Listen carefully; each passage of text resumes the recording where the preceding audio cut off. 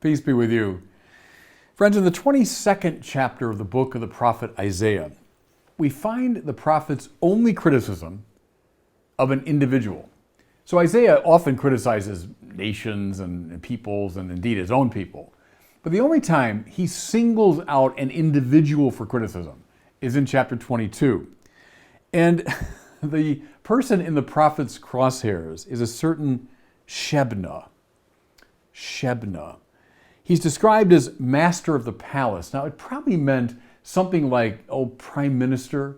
So the palace in question is the king's palace. And Shebna is a very high official, let's say, in the government. So what is it that rouses the ire of the prophet Isaiah against Shebna? So that he says, listen to this, I will thrust you from your office and pull you down from your station. Wow. What did this guy do wrong? Well, we have to look a little bit earlier in the book of the prophet Isaiah, and we find this. Thus says the Lord God of hosts, come, go to this steward, to this Shebna, who is master of the household, and say to him, what right do you have here? Who are your relatives here that you have cut out a tomb for yourself, cutting a tomb on the height, and carving a habitation for yourself in the rock? So, what is Isaiah complaining about? The fact that Shebna has evidently contrived to build an elaborate tomb for himself on the heights. Now, he's probably talking about the Mount of Olives. So he's in Jerusalem, in David's city. If you've been there, you know that to the east is the Mount of Olives, figures prominently throughout the Bible. Those would be the heights on which he was building this tomb, clearly not just a resting place for his body, but a kind of monument to himself. And on the heights, so that everybody will see it. He's evidently gone to enormous trouble, enormous expense to build this extraordinary monument. Think how he must have reveled in this when he was alive. So Shebna must have thought, I'm a big and important person now, but forever people will remember my name. They'll see my monument. You know what comes to mind here for me is Pope Julius II. I don't want to totally badmouth him. He was a great figure in some ways. Without Julius II, we wouldn't have the Sistine Chapel ceiling, and we wouldn't have some of the sculptures that Michelangelo did for this elaborate tomb that Pope Julius had designed for himself or had contrived for himself.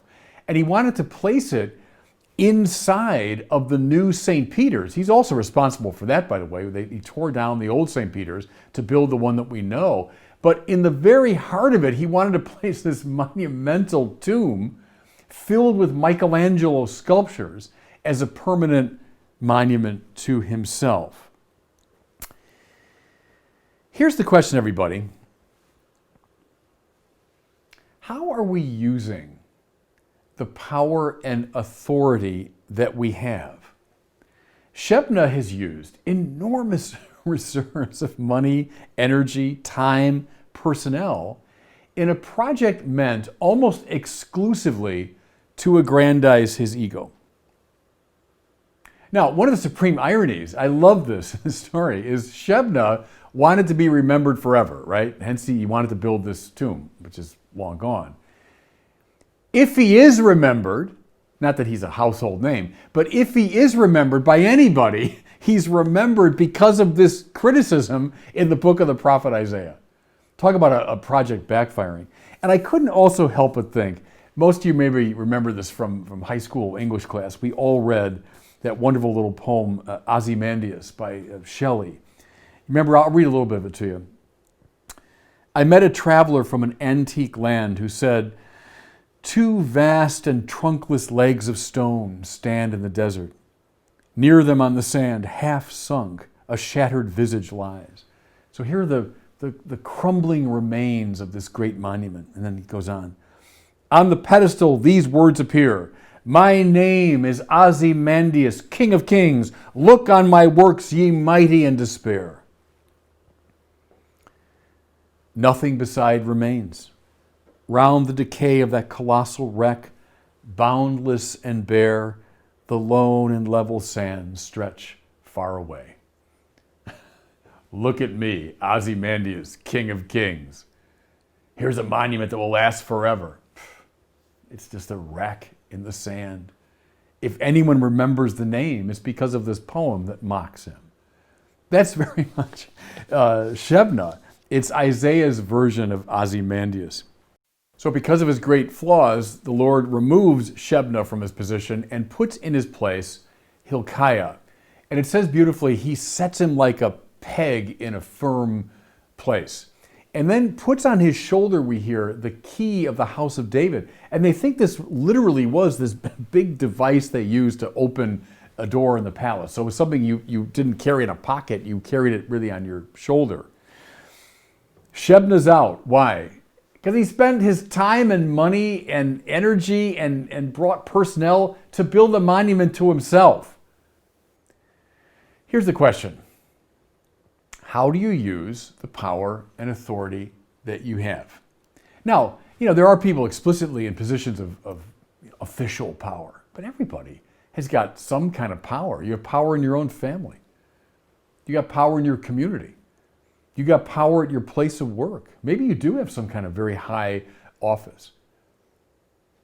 The great spiritual question is, what do you do with it? It is permanently a temptation to use that power to build monuments to ourselves and to involve lots of people in that project. The point is to use our power precisely for the benefit of those whom we serve. I know that can sound a bit maybe like a Boy Scout, but that's the whole point of having power. That's why God gave you the power you have if you have it. It's for the sake of those that you have authority over. So ask yourself that question, everybody. Are you operating like Shebna? Are you operating like Ozymandias?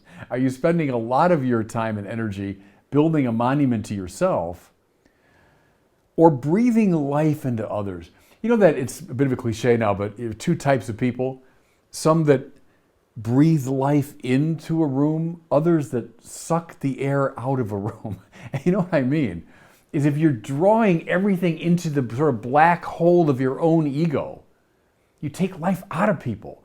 But the best people and those in authority, the best of those in authority, breathe life into people. That's our great question. Well, I think it's wonderful that the church couples the story of Shebna with this marvelous and familiar story from the 16th chapter of Matthew. Jesus giving the keys of the kingdom to Simon Peter. Now, I've preached on it many times before. There's so many themes we could draw out from this. But what I love is this.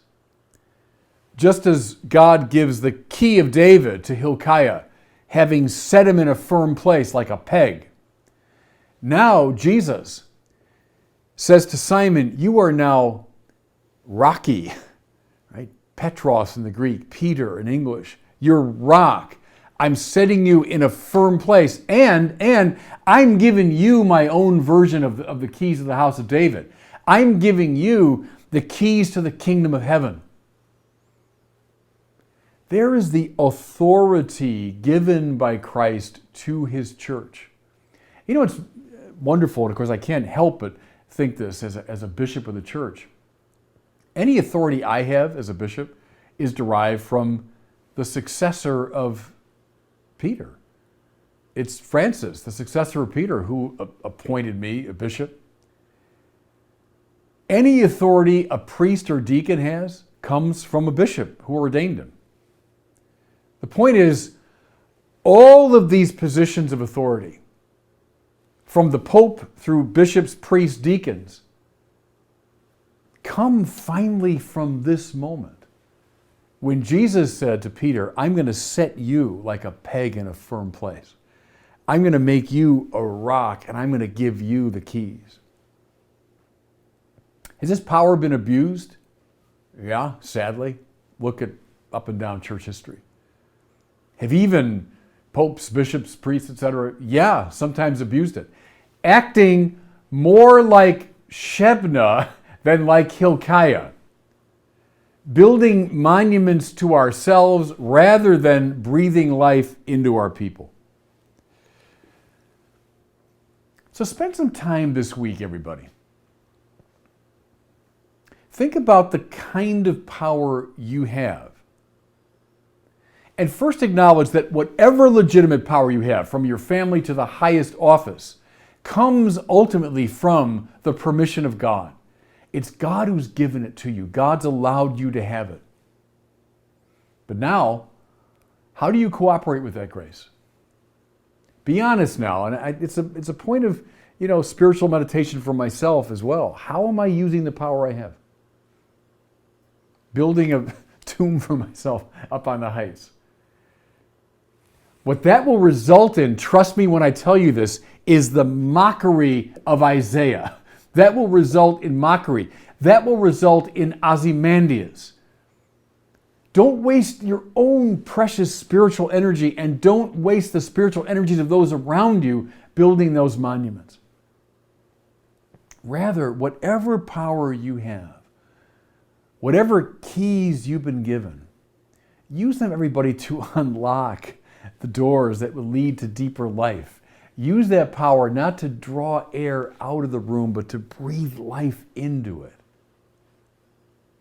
Spend a little bit of time this week thinking about Shebna, how he's remembered.